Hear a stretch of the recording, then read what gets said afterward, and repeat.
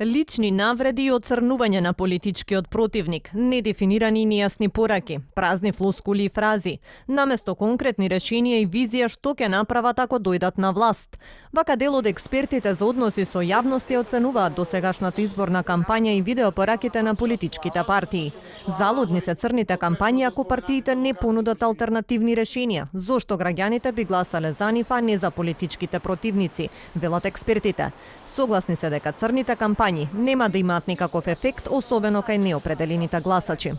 Цело во ова милје на меѓусебно препукување со недефинирани и нејасни пораки, кои што се најчесто на сметка и под нивото на комуникација на политичкиот противник, пред се ги демотивираат гласачите да излезат на гласање, кои што и вака и така се демотивирани ради многу причини, да не ги повторуваме, пред се пандемијата, и се создава едно чувство како да сте во некое реално шоу.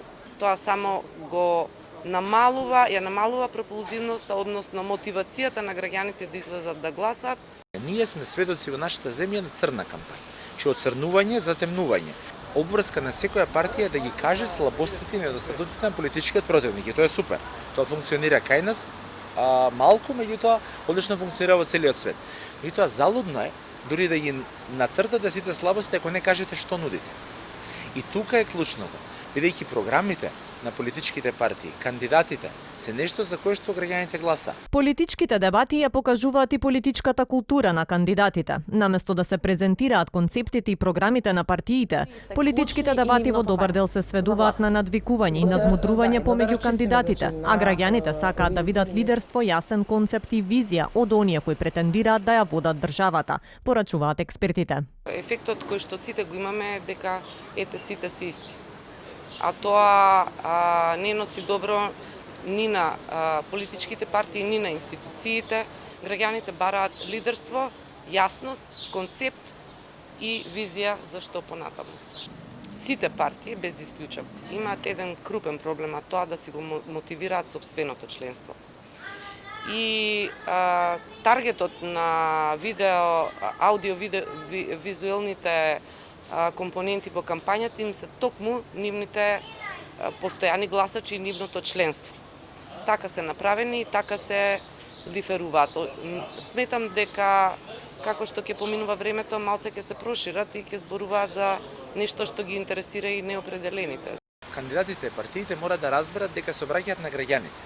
Ако тие спроти себе го имаат политичкиот противник, пораката ја испраќаат до граѓаните, бидејќи не гласа политичкиот противник, гласат граѓаните. И она чувство на адреналин, и она чувство на надвикување кое што го имаат, всушност е потрошено време на дебатата. Нема плюс ако вие го надвикате или пак се надвикувате паралелно со противникот. Има плюс ако кажете став, ако кажете заложба, ако кажете зошто, заради кој проект да ве гласа на овие избори. Анкетата што ја спроведе NDI покажува дека 23% од испитаниците најверојатно нема да гласаат на престојните избори, а 41% не веруваат дека изборите ќе бидат фер и слободни. Анкетата дополнително покажала и дека значителен дел од гласачите го промениле своето гледиште за состојбата во државава од неутрално во песимистично.